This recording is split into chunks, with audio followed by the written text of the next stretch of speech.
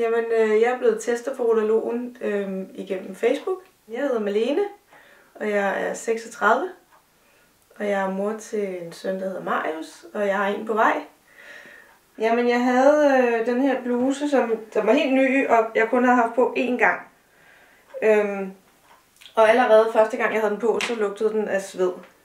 Og det har jeg oplevet før, og så ender jeg med at smide blusen ud. For det er som om, lige så snart man får blusen på igen, den kun lige berøring med kroppen, så kommer den der svedlugt tilbage.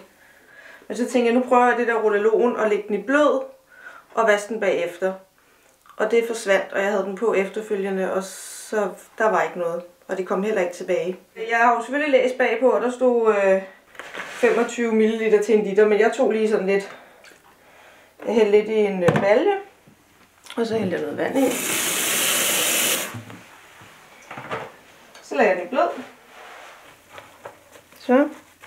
Jeg tror faktisk, jeg lavede den stå over natten. Jamen, nu har jeg lige vredet den op, og så tager jeg den med i en hvid vask.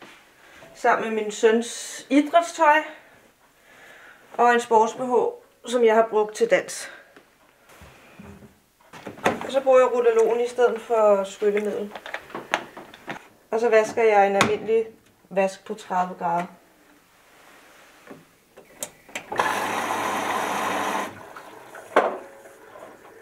Og det er også rart at vide, at den renser maskinen.